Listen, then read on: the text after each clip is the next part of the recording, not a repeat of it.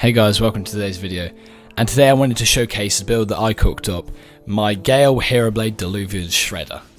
Now, if you would like to modify this build to your own standards, you can, be my guest, but this is the way that I like to use it, and it's completely up to you. Now, this is my first PvE build. I'd like some feedback in the comments. If anyone knows a lot about PvE, then I'd just like some suggestions or some changes to the build that can actually support people who make the new build. It's just going to be a quick rundown of what you need to get, your traits and stuff like that. But if you do enjoy the build, subscribe. I'm going to be making more build kind of showcases like this where they're unique builds, they're not just clone trooper builds and stuff like that. So if you're interested, please hit the subscribe button, and I hope you enjoy the showcase. So for this build, your race is going to be, it could be any race you want. I've decided to go Capra. Of course, modify the build based on your race, but I'm running Capra. Murmur is going to be Ardor. Bell is either Corrupted Payback if you can get it, Run It Back, or Sacred Field with a physical resistance. Oath is Dawnwalker for the crazy blinding dawn damage. Origin is Deepwoken because it's the best PVE origin, and Alpha is Ignition Deep Delver. These are your pre-shine strats. These are your traits, so 3 Vitality, 3 Erudition, and 6 Song Chant. Your boons are Steadfast and Pack Mule, and your floor is Simple. Now, these 30 Strength, 100 Fortitude, 100 Willpower, and 20 Gale for the pre-shrine.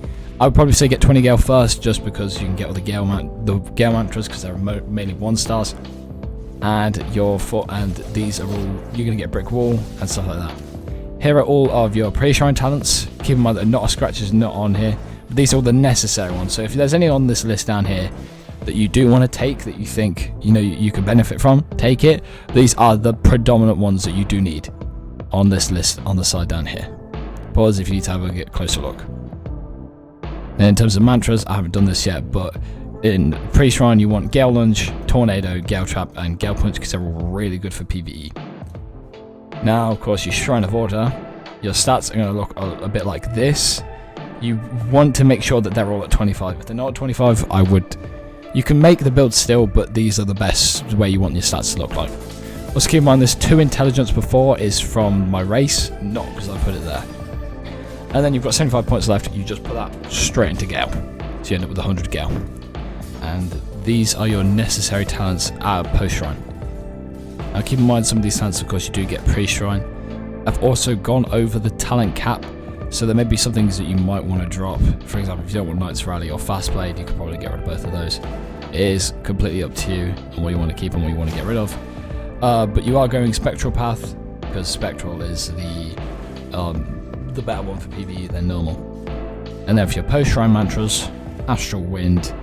I like to go Coral Spear, but it's up to you on what else you want to go. Blinding Dawn. Coral Spear is just like a change one. If you want to put your favourite PvE mantra in here, then go ahead. I just like Coral Spear a lot because it's just free AoE. Wind Passage for the mobility slot, and then Brace for the support slot. Your weapon, 3-star damage, Hero's Blade of Wind, of course no enchant. And then your rings are going to be, you have to have willpower, and you can either have strength, agility, or charisma. So let's say you can do strength, agility, or you can do agility, charisma. It's basically any combination of 2 strength, agility, charisma. And then you want a ring of casters. And this will put you, yeah, this is the end of the build.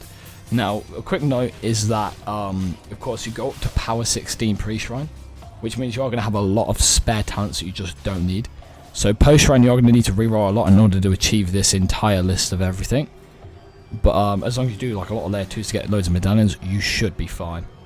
And then your floor from Shrine of Order should preferably be Manic, so that you can have high insanity. I don't know if Heretic Sutra does give more insanity if you're Manic, but then if you're just going insane more, then Manic just helps with that. And you need insanity for Piercing Will and Lose Your Mind. Now that the showcase is over, I'd just like to give a couple of extra notes. Now, while this build does do a lot of area damage, it will probably hit your teammates a lot.